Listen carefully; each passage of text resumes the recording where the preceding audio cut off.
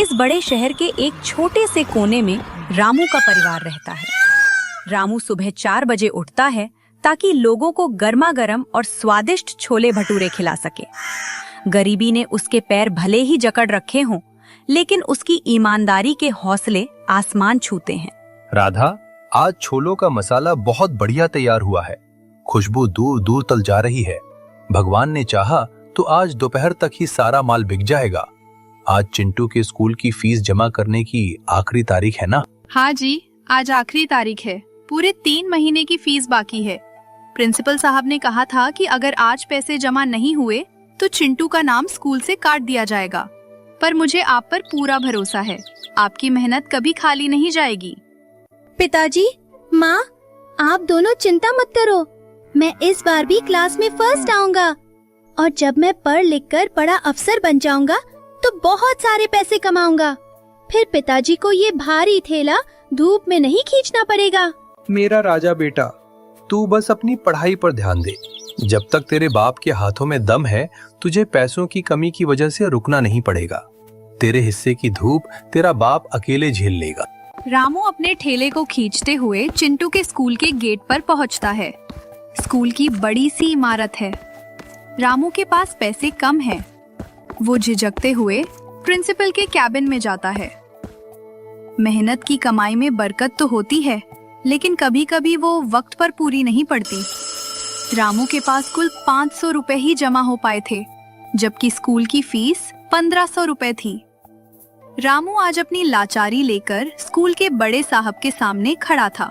देखो रामू, चिंटू पढ़ाई में बहुत अच्छा है, इसलिए हमने 3 महीने का वक्त दिया। लेकिन आज अगर पूरी फीस जमा नहीं हुई तो मैं मजबूरन उसका नाम काट दूंगा। स्कूल नियमों से चलता है, गरीबी की दुहाई से नहीं। सर, मेरी हाथ जोड़कर विनती है, चिंटू का नाम मत काटिए। मैं दोपहर को छोले भटूरे बेचकर जो भी कमाऊंगा, शाम तक बाकी के 1000 रुपए लाकर आपके हाथों में रख दूंगा। एक गरीब बाप का भरोसा मत तोड़िए सर। ठीक है रामू, आज शाम 5 बजे तक का वक्त दे रहा हूं।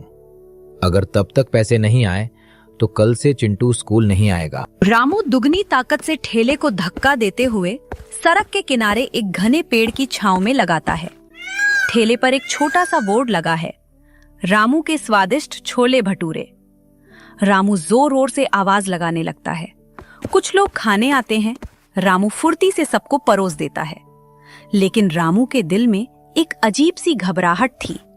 घड़ी की सुइयां लगातार बढ़ रही थी। उसे दोपहर के 5 बजे तक 1000 रुपए कमाने थे। वह हर ग्राहक को भगवान का रूप मानकर पूरी शिद्दत से सेवा कर रहा था। वाह रामू भाई, क्या स्वाद है। तुम्हारे इन छोलों का मसाला और फूले हुए भटूरे खाकर मजा आ गया। बड़े बड़े होटलों के शेफ भी तुम्हारे आगे फेल हैं। बहुत बहुत धन्यवाद बाबूजी। बस आप लोगों का पेट भर जाए और चेहरे पर खुशी आ जाए, यही मेरी सबसे बड़ी कमाई है। स्वाद और साफ सफाई ही मेरी दुकान की जान है। तभी वहाँ एक बड़ी कार आकर रुकती है और उसमें से एक अमीर आदमी निकलता है, जो गुस्से में पर किसी से बात कर रहा था। क्या बकवास कर रहे हो? मुझे वो 5 करोड़ की जमीन की डील हर हाल में आज ही फाइनल चाहिए। मैं अभी कैश लेकर ऑफिस आ रहा हूँ। सारे पेपर्स रेडी रखो। उसे भूख लगी है। तभी वह रामू के ठेले की तरफ देखता है और गुस्से में उसकी की तरफ आता है। है रेडी वाले, सुन, 1 प्लेट छोले भटूरे लगा जल्दी। देखना, प्लेट साफ होनी चाहिए। मैं बहुत बड़ा बिजनेसमैन हूँ। तुम्हारी इस धूल मिट्टी वाली गंदी दुकान पर खाना तो मैं कभी नहीं खाता, पर आज भूख के मारे पेट में चूहे कूद रहे हैं, इसलिए मजबूरी में खाना पड़ रहा है। बैठिए सेठ जी, भले ही मेरा ठेला छोटा है, लेकिन यहाँ खाना बिल्कुल साफ और शुद्ध मिलेगा। मैं अभी आपके लिए गर्मा गर्म भटूरे उतारता हूँ। सेठ करोड़ीमल बेंच पर बैठकर जल्दी जल्दी में छोले भटूरे खाता है। तभी अचानक उसका फोन बजता है। फिर वह किसी से बात करने लगता है। फिर अचानक वह घबराकर और हड़बड़ी में उठ खड़ा होकर चला जाता है, लेकिन जल्दबाजी में उसका एक काला चमड़े का भारी बैग, जिसके चैन के गैप से नोटों की गड्डियां साफ दिख रही हैं, उसे वहीं भूल जाता है। अमीर आदमी अपनी दौलत के नशे में और वक्त की कमी के कारण अक्सर अंधा हो जाता है। लेकिन किस्मत का खेल देखिए, वही अमीर अपनी सबसे बड़ी ताकत यानी अपना पैसों का बैग एक गरीब के ठेले पर छोड़ गया है। सेठ जी, ओ सेठ जी, रुकिए, आपका बैग छूट गया, गाड़ी रोकिए सेठ जी। इतनी देर में कार बहुत दूर निकल जाती है। फिर रामू भी पीछे लौट आता है और उस बैग के पास पहुंच जाता है। फिर रामू खुद से बात करता है। हे भगवान, इतने सारे पैसे! मैंने अपनी 7 पुश्तों में कभी एक साथ इतने पैसे नहीं देखे। अगर मैं ये पैसे चुपचाप रख लूं तो किसी को पता भी नहीं चलेगा। चिंटू की स्कूल की फीस क्या, मैं तो उसे शहर के सबसे बड़े इंटरनेशनल स्कूल में पढ़ाऊंगा। राधा के लिए सोने के गहने लाऊंगा और मेरी खुद की एक बड़ी आलीशान दुकान होगी। रामू के चेहरे पर कुछ पलों के लिए लालच के भाव आते हैं। तभी उसे सुबह की चिंटू की बात याद आती है, जहां चिंटू कहता है, मैं बड़ा होकर आपकी तरह ईमानदार बनूंगा। तभी राधा की बात गूंजती है। आपकी मेहनत कभी बेकार नहीं जाएगी। नहीं, धिक्कार है मुझ पर। मैं लालच में अंधा हो गया था। बेईमानी का पैसा कभी किसी को सुखी नहीं रखता। अगर आज मैंने यह चोरी की तो मैं अपने बेटे से आंखें कैसे मिलाऊंगा? मेहनत की सूखी रोटी इस पाप की हलवे से 1000 गुना बेहतर है। मैं यह पैसा अभी पुलिस के हवाले कर दूंगा। शाम ढल चुकी है, आसमान में लाली छाई है। रामू अपना ठेला वहीं छोड़कर बैग को अपने हाथ में पकड़े हुए पुलिस स्टेशन के अंदर दौड़ता हुआ जाता है। सामने इंस्पेक्टर शर्मा अपनी कुर्सी पर बैठे कुछ फाइलें देख रहे हैं। नमस्ते इंस्पेक्टर साहब, जय हिंद। हाँ भाई, कौन हो तुम? शाम के वक्त इस बैग को लेकर क्यों भाग रहे हो? कोई चोरी वोरी करके आ रहे हो क्या? फिर रामू मेज पर बैग रख देता है और फिर पूरी बात बताता है। नहीं साहब, मैं तो एक अदना सा छोले भटूरे बेचने वाला हूँ। दोपहर को मेरी रेहड़ी पर एक बहुत बड़े सेठ जी खाना खाने आए थे। वो जल्दबाजी में यह बैग मेरी बेंच पर ही भूल गए। साहब, इसमें बहुत सारे पैसे हैं। मुझे डर लग रहा था कि कोई मुझसे छीन ना ले, इसलिए सीधा आपके पास भागा चला आया। इंस्पेक्टर शर्मा हैरान हो जाते हैं और बैग खोलते हैं। नोटों की मोटी मोटी गड्डियां देखकर उनकी आंखें फटी की फटी रह जाती हैं।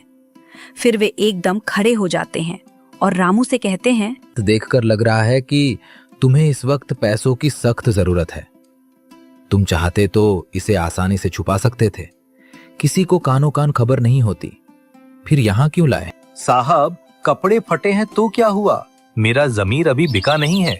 बेईमानी के पैसों से आलीशान मकान तो खड़ा किया जा सकता हूँ, लेकिन चैन की नींद नहीं खरीदी जा सकती। मुझे सिर्फ मेरी मेहनत का पैसा चाहिए। पराये धन पर मेरा कोई हक नहीं। वाह रामू, तुम्हारी बातें सुनकर आज पुलिस की वर्दी का सिर भी गर्व से ऊंचा हो गया। तुम बैठो, मैं उस सेठ का पता लगाता हूँ। क्या तुम्हें उसकी गाड़ी का नंबर याद है? हाँ साहब, गाड़ी बहुत बड़ी थी। उसका नंबर था 4545। कुछ ही देर बाद सेठ करोड़ीमल रोते बिलखते हुए अंदर आता है और उसका घमंड भी गायब हो चुका है। इंस्पेक्टर साहब, अनर्थ हो गया। मेरा सब कुछ बर्बाद हो गया। मेरी कंपनी के मजदूरों की तनख्वाह के 10 लाख रुपए का बैग कहीं गायब हो गया है। अगर वो पैसे नहीं मिले तो सैकड़ों गरीब परिवारों के घर का चूल्हा बंद हो जाएगा और मेरी कंपनी बंद हो जाएगी।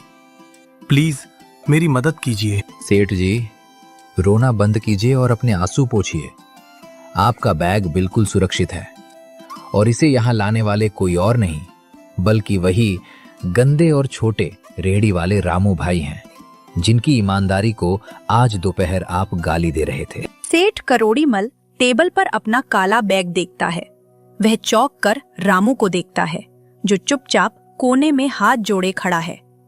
सेठ का घमंड चूर चूर हो जाता है और उसका सिर शर्म से झुक जाता है। रामू भाई, मुझे माफ कर दो।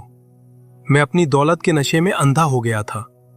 मैंने दोपहर में तुम्हें कितना बुरा भला कहा, लेकिन तुमने मेरी और मेरे सैकड़ों मजदूरों की जिंदगी बचा ली।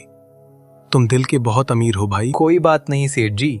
बुजुर्ग कहते हैं कि किसी की मजबूरी और तंग हाली का फायदा नहीं उठाना चाहिए। यह तो मेरा फर्ज था। घड़ी में 5:30 बज चुके हैं। स्कूल का गेट बंद होने वाला है। प्रिंसिपल साहब अपने कैबिन से बाहर आ रहे हैं। तभी इंस्पेक्टर शर्मा की पुलिस जीप सायरन बजाते हुए स्कूल के अंदर रुकती है। जीप से इंस्पेक्टर शर्मा, सेठ करोड़ीमल और रामू उतरते हैं। चिंटू बरामदे में उदास बैठा है। वक्त तेजी से फिसल रहा था। स्कूल की फीस जमा करने का समय खत्म हो चुका था। लेकिन जब नीयत साफ हो तो पूरी कायनात आपकी मदद के लिए रास्ते बना देती है। इंस्पेक्टर साहब, आप यहाँ? और रामू तुम? मैंने कहा था ना रामू कि अगर 5 बजे तक फीस नहीं आई तो। प्रिंसिपल साहब, फीस की चिंता छोड़िए। आज आप जिस बच्चे का नाम काटने वाले थे, उसके पिता ने आज पूरे शहर के सामने ईमानदारी की वो मिसाल पेश की है जो आपकी किताबों में भी नहीं मिलेगी। प्रिंसिपल साहब, इस बच्चे की इस साल की क्या, इसके पूरे स्कूल और कॉलेज की पढ़ाई का खर्चा आज से मैं उठाऊंगा। रामू भाई जैसे महान इंसान का बेटा देश का नाम रोशन करेगा। चिंटू दौड़कर अपने पिता रामू के पास आता है। राधा भी वहीं आ जाती है और उसकी आंखों में खुशी के आंसू हैं। अब समय आगे बढ़ चुका है। रामू के पास एक चमचमाती हुई बड़ी दुकान दिखाई है। दुकान के ऊपर बड़े बड़े अक्षरों में शानदार लाइटिंग के साथ लिखा है, रामू के ईमानदार छोले भटूरे। दुकान के बाहर ग्राहकों की लंबी लाइन लगी है। सच्चाई की नाव डगमगाती जरूर है पर कभी डूबती नहीं। सेठ करोड़ीमल ने। लीजिए बाबूजी, गर्मा गर्म छोले भटूरे। स्वाद वही पुराना है, बस इसमें अब हमारी ईमानदारी का आशीर्वाद भी शामिल है। तो मेरे प्यारे दोस्तों, गरीब छोले भटूरे वाले की यह कहानी हमें सिखाती है कि परिस्थितियां चाहे कितनी भी कठिन क्यों ना हो, लालच हमें कितना भी क्यों ना उकसाए, हमें अपनी ईमानदारी का दामन कभी नहीं छोड़ना चाहिए। पैसा तो हाथ का मैल है, आज है कल नहीं, लेकिन जो इज्जत, ज़मीर और आत्मसम्मान आप ईमानदारी से कमाते हैं, वह पीढ़ियों तक आपका नाम रोशन रखता है।